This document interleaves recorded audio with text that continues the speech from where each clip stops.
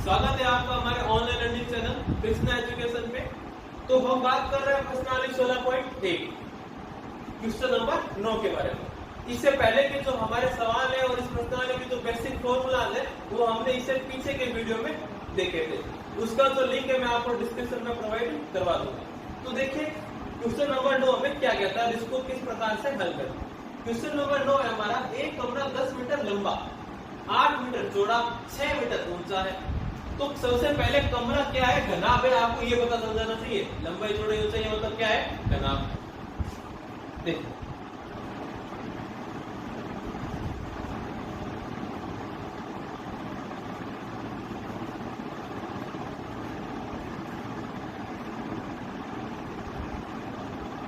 ये हमें घनाभ की बात कर रहे हैं।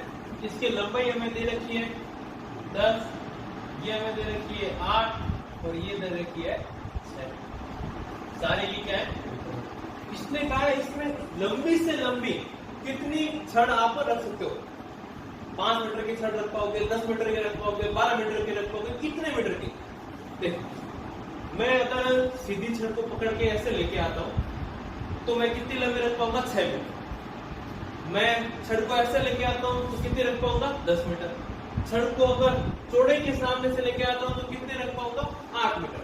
लेकिन यही अगर मैं इसको ऐसे रख दूं तो ये ज्यादा लंबी आ जाएगी। ये तो हो गया हमारे पृष्ठ का विकर्ण। जो एक पृष्ठ है ये बस सामने वाला, बस इसका विकर्ण। अगर इससे भी लंबी अगर आपको रखनी है तो आप क्या करोगे, छड़ को और तिरछा रखोगे। और तिरछा मतलब ऐसे। ये क्या होता है, घन का विकर्ण। ये पॉइंट और ये, क्या आप इसको कैसा रख लोगे, ये घन का पॉइंट मतलब घन की विकर्ण होती है। मतलब जो लंबी से लंबी छड़ रखी जाएगी वो कितनी लंबी हो सकती है, घन के इस घनाभ के विकर्ण के बराबर। सॉरी घन नहीं है, घनाभ। घनाभ के विकर्ण की जो लंबाई होगी उसके बराबर में वो छड़ आ सकती है। मतलब यहाँ सूत्र क्या रखने वाला है कि जो कमरे में लंबी से लंबी छड़ रखी जा सकती है वो घनाभ की विकर्ण के बराबर होगी। लिखते हैं, हम जानते हैं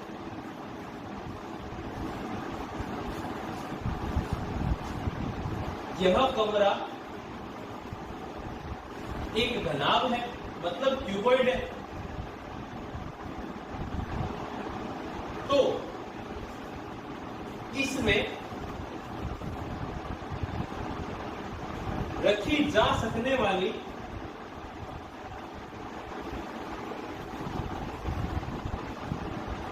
लंबी से लंबी छड़,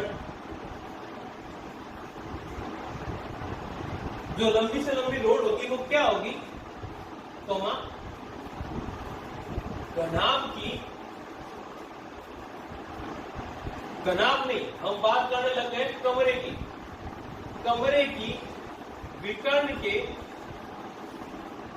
तुल्य होगी। ठीक है, अतः कमरे की विकर्ण, कमरा एक घनाभ है तो घनाभ की विकर्ण का फॉर्मूला हमने पढ़ा था, लंबाई का स्क्वायर, चौड़ाई का स्क्वायर और ऊंचाई का स्क्वायर। लंबाई कितनी दे रखी है, 10। ये क्या है हमारी लंबाई, ये क्या है हमारी चौड़ाई और ये क्या है हमारी ऊंचाई। मतलब लंबाई है 10 तो 10 का स्क्वायर, चौड़ाई है आपकी 8 का स्क्वायर और ऊंचाई है आपकी 6 का स्क्वायर। स्क्वायर का मतलब उस संख्या को उसी से एक बार गुणा। 10 का स्क्वायर कितना होता है, 100, 10 × 10 100। 8 का स्क्वायर कितना होता है, 64, 8 × 8 64। और 6 का स्क्वायर कितना होता है, 36, 6 × 6 36। जोड़ लेते हैं, 100 तो 100 है, पहले 64 और 36 को जोड़ लेते हैं। तो ये 64 और 36 में कितना हो जाएगा, 100। 100 और 100 कितना हो गया, 200। हमने बात की थी कि रूट में से अगर आपको संख्या को बाहर निकालना है तो आपको इसके करने पड़ेंगे गुणनखंड। आपको इसके टुकड़े करने पड़ेंगे। 200 के टुकड़े देखते हैं। सबसे पहले 2 का भाग जाता है, कितनी बार? 100 बार। फिर से 2 का भाग जा रहा है 50 बार। फिर से 2 का भाग जा रहा है 25 बार। अब 2 का भाग नहीं जा रहा, तो हम 3 को चेक करते हैं। 5 और 2 7, 3 के बारे में 7 नहीं आता, मतलब 3 का भाग नहीं जाएगा। 4 का नहीं जाएगा क्योंकि 2 का ही नहीं जा रहा। फिर आता है 5, और हमें पता है 5 × 5 कितने होते हैं? 25। 5 आ गया, 5 में फिर से 5 का भाग गया और 1। तो जब 1 बच गया मतलब आपका जो टुकड़ा जो होने का प्रोसेस है वो रुक चुका है, अब खत्म हो चुका है। तो क्या टुकड़े हुए? रूट में 2 × 2 × 2 × 5 × 5। ठीक है? रूट का नियम क्या होता है? 2 एक जैसी संख्या मिलके बाहर आ जाती है। तो ये 2 एक बाहर आ गया, ये अकेला बच गया। ये 5 भी 2 है तो 5 भी बाहर आ गया। ये क्या रह गया आपका अंदर? अकेला रूट में। 5 × 2 कितने होते हैं? 10। और ये क्या रह गया? रूट। आप चाहे तो अपना आंसर यहीं पे छोड़ सकते हैं, 10√2 मीटर लिख के। और अगर आपको किताब में से मिलाना है तो आप क्या कर सकते हैं? √2 का मतलब होता है 1.414। ये √2 का मान होता है। ठीक है? तो मैंने क्या किया? 10 तो था ही, √2 की जगह क्या लिख दिया? 1.414। 10 की गुणा जैसे आप 1.41 से कराओगे तो 1 0 है तो 0.1 क्या चला जाएगा? पीछे। तो ये कितना आ गया?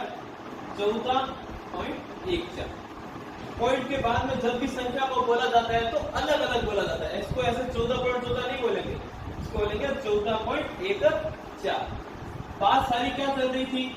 मीटर में। तो ये भी क्या आएगा? मीटर में। विकर्ण क्या है? लंबाई है।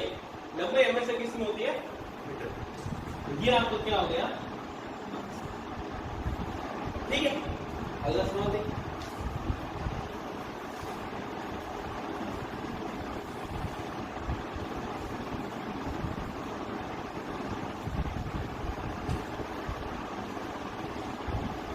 देखिए अगला सवाल है, एक घन का आयतन 512 मीटर क्यूब है। इसका सवाल क्या है? एक घन का आयतन 512 मीटर क्यूब है, तो उसकी भुजा ज्ञात कीजिए। तो उसकी भुजा ज्ञात कीजिए। भुजा ज्ञात कर सबसे पहले क्योंकि घन का आयतन कितना दे रखा है आपको? 512 मीटर क्यूब। हमें पता है कि आयतन हमेशा क्यूब में होता है, 512 मीटर क्यूब आयतन आपको दे रखा है। हमें निकालनी है भुजा। तो घन के आयतन का सूत्र क्या होता है? भुजा क्यूब बराबर में क्या आ जाएगा? 512। जैसे ही क्यूब हटेगा तो इधर क्या आ जाएगा? रूट का क्यूब। इसमें पड़ा है 512। 512 के हम क्या करेंगे? सबसे पहले 2 से भाग जा रहा है, 2 से भाग जा रहा है तो ये लो, 2 दूनी 4, 1 रह गए 11 हो गए, 2 पंजे 10, फिर से 1 रह जाएगा 12 हो जाएंगे। तो ये कितना हो गया? 2 6 12। पीछे 6 है, बिना सोचे 2 का भाग दे सकते हैं। फिर से 2 का भाग देंगे, 2 एकम 2, 2 दूनी 4, 5 थे तो 1 रह जाएगा, ये हो गए 16, 2 8 16। फिर से 2 का भाग 6 बार, 4 बार। फिर से 2 का भाग 2 तिया 6, 2 दूनी 4। फिर से 2 का भाग, फिर से 2 का भाग, फिर से 2 का भाग। अब जाके ये क्या हो गया? खत्म। 2 के अलावा कोई संख्या नहीं है, हमारा भाग क्या हो चुका है, खत्म। तो कितनी बार, 2 3 4 5 6 7 8 और 9 बार। मतलब भुजा बराबर क्या आ जाएगा आपका, √3 चल रहा है, 2 कितनी बार है, 9 बार, 2 इंटू 2 इंटू 2,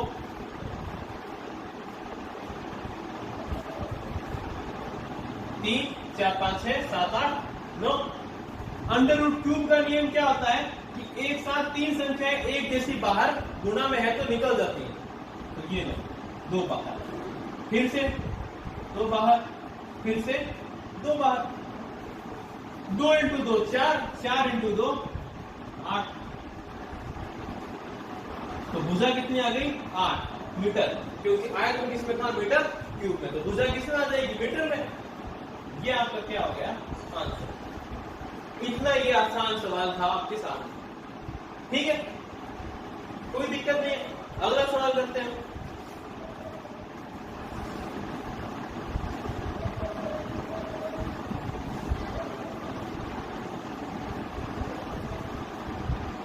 अगला सवाल है आपके, एक दीवार की लंबाई चौड़ाई और ऊंचाई क्रमशः, एक दीवार है, सवाल नंबर 10 11, दीवार की लंबाई चौड़ाई और ऊंचाई सवाल में दे रखी है। क्या क्या है, 5 30 और 3।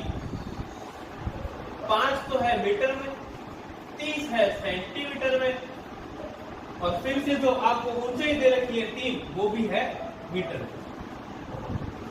आगे इसने कहा है दीवार बनाने में 20 सेंटीमीटर, 10 सेंटीमीटर और 7.5 सेंटीमीटर नाप की ईंटों की आवश्यकता है। ये हमारा हो जाएगा L1 मतलब लंबाई ईंट दीवार की, ये हमारा B1 मतलब चौड़ाई दीवार की, और ये हमारा H1 मतलब ऊंचाई दीवार की। ऐसा ही सवाल हमने एक पिछले वीडियो में भी किया। तो ये हो गया LB, L1, B1 और H1। दीवार बनाने में प्रयुक्त ईंट की लंबाई, ईंट की ही चौड़ाई और ईंट की ही ऊंचाई। अब लंबाई चौड़ाई ऊंचाई 2 बार आ रहा था, तो हमने ऊपर को तो बोल दिया L1 B1 H1, और नीचे हम बोल देंगे L2 B2 और H2। क्या क्या दे रखे हैं, 20 10 और 7.5, 20 सेंटीमीटर, 10 सेंटीमीटर, 7.5 सेंटीमीटर। ये तो सारे सेंटीमीटर में है। ऊपर जब हम देखते हैं तो ऊपर 2 तो मीटर में है, 1 सेंटीमीटर में। तो हम क्या करते हैं, इन दोनों को सेंटीमीटर में चेंज कर लेते हैं। हमने पहले भी बात की थी कि जब भी आप मीटर को सेंटीमीटर में चेंज करते हो तो 100 की गुना हो जाती है। तो 5 की जगह तो क्या आ जाएगा, 100 की गुना होते हैं 500 सेंटीमीटर। ये 30 है और ये कितना हो जाएगा, 300 सेंटीमीटर। ठीक है, हमने ये भी समझा था कि अगर आपसे पूछ ले कि छोटी वस्तु से, ईंट है या कोई भी अन्य वस्तु हो सकती है, उससे अगर बड़ी वस्तु बनाई जा रही है, उसमें बड़ी वस्तु डाली जा रही है, तो हमें क्या करना है, अगर संख्या निकाले तो उनके आयतनों का भाग देना है। बड़ी वस्तु का आयतन में छोटी वस्तु के आयतन का भाग, मतलब दीवार के आयतन में ईंट के आयतन का भाग। तो क्या लिखेंगे हम, अतः दीवार बनाने में प्रयुक्त ईंटों की संख्या, मतलब नंबर, इसमें क्या, इससे दिखा दिया हमने n से, क्या हो जाएगा दीवार का आयतन मतलब बड़ी वस्तु का आयतन बट्टे ईंट का आयतन। दीवार का आयतन, दीवार भी घनाभ है, लंबाई चौड़ाई ऊंचाई है, ईंट भी घनाभ है, लंबाई चौड़ाई ऊंचाई है, तो उसका आयतन क्या होता है L into B into H. लेकिन दीवार के लिए क्या हमने लिखा है L1 B1 H1। उसी प्रकार ईंट भी घनाभ है तो वो क्या होता है L into B into H. लेकिन ईंट के लिए हमने क्या प्रूफ किया है L2 B2 और H2। मान रखते हैं, वैल्यू पुट करते हैं, तो L1 है 500, B1 है 30 और H1 है 300। लिख लेते हैं इसे 500 30 300। L2 B2 H2 कितना है 20 10 और 7.5। 20 10 7.5। इनको थोड़ा सा तो हल कर लेते हैं। सबसे पहले 1 0 2 0, नीचे 2 0 जो है वो ऊपर वाले 2 0 को खत्म कर देंगे। आप इनको 0 को इन 0 को कहने को भी खत्म कर सकते हैं, लेकिन हम स्टेप बाय स्टेप इनको करेंगे। कर दिया तो ऊपर तो बच गया आपका 5, नीचे ये पड़ा और ऊपर बच गया 30 और ऊपर बच गया 300। नीचे यहां से तो 0 ऊपर कट गया तो 1 रह गया, 1 गुना में तो वो उसको संख्या बनाएगा। यहां है 2 और यहां है 7.5। ठीक है, ये जो 7 पॉइंट है, इस पॉइंट को अगर हटाएंगे, क्योंकि संख्या नीचे है तो पॉइंट हटेगा तो 0 कहां आएगा ऊपर। अगर संख्या 7.5 है, पॉइंट हटाओगे तो बट्टे में 10 आएगा, लेकिन ये तो संख्या ही बट्टे में थी तो 10 कहां आएगा ऊपर। ठीक है, 10 ऊपर आ गया। अब देखें 5 और 75 को आप काट सकते हैं कितनी बार 15 बार। हमें पता है कि 15 इंटू 5 15 5 75। तो 5 और 75 जब आप काटोगे मतलब 5 का भाग 75 में दोगे तो कितनी बार जाएगा 15 बार। 15 और 30, 15 दूनो कितना होता है 30, 2 बार। ये 2 और ये 2 कट गए तो क्या क्या बच गया, एक तो बच गया ये 300, एक बच गया ये 10, नीचे तो कुछ बचा ही नहीं। तो 300 इंटू 10 कितना होता है 3000 इंटे। इंटो की तो बात पूछी थी, कितनी इंटे यूज होगी हमने बता दिया भाई 3000 इंटे यूज होगी। ठीक है,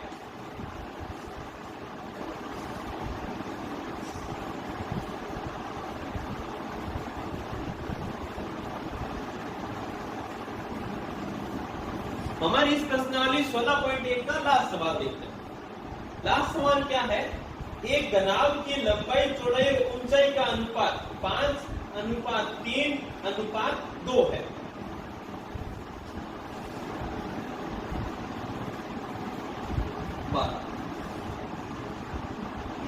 एक घनाभ की लंबाई चौड़ाई और ऊंचाई, इनका मतलब होता है अनुपात। तो लंबाई चौड़ाई और ऊंचाई का जो अनुपात है वो आपको इस सवाल में कितना दे रखा है 5:3:2। 5:3:2। यदि घनाभ का संपूर्ण पृष्ठीय क्षेत्रफल 558 है तो घनाभ का संपूर्ण पृष्ठीय क्षेत्रफल कितना दे रखा है आपको 558। इक्कई इसमें आपको दे रखी है सेंटीमीटर स्क्वायर।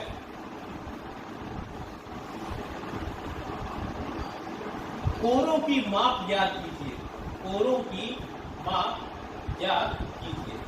कोरों की माप ज्ञात कीजिए। कोरों का मतलब क्या है, कोरों का मतलब है लंबाई चौड़ाई और ऊंचाई।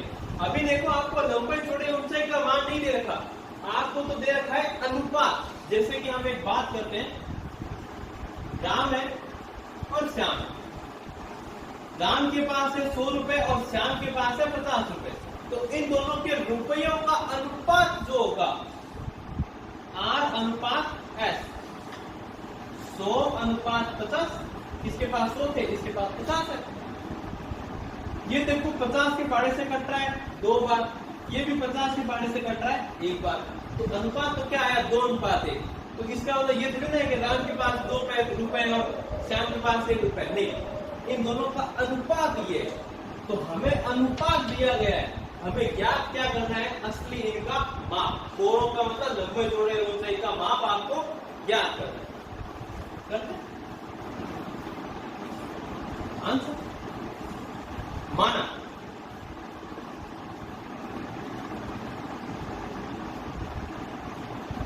घनाभ की लंबाई बराबर 5। देखो ये घनाभ की लंबाई मैंने मान लिया 5x, मतलब मैंने क्या किया, एक x ऐसी संख्या मानी जो इन सब से गुणा होती है। जैसे कि अभी राम अनुपात श्याम में जो हमने बात की थी 2 अनुपात 1, 50 से अगर इसको फिर से गुणा किया जाए तो ये कितना आ जाएगा 100, और ये कितना आ जाएगा 50, मतलब राम के रुपए और श्याम के रुपए आ गए। तो x क्या है, ऐसी संख्या है, यहाँ पे तो वो संख्या 50 है, अभी हमें पता नहीं है तो हमने इसको क्या मान लिया x। माना घन की लंबाई 5x, तो चौड़ाई कितनी हो जाएगी, अनुपात में ये कितनी थी 3, तो 3x, ऊंचाई कितनी हो जाएगी 2x, ठीक है। ये हो गई लंबाई चौड़ाई ऊंचाई। अब हमारे पास में लंबाई आ गई, चौड़ाई आ गई, ऊंचाई आ गई, क्षेत्रफल हमें पता है, तो घनाभ का क्षेत्रफल उसको लगाते हैं। चूंकि घनाभ का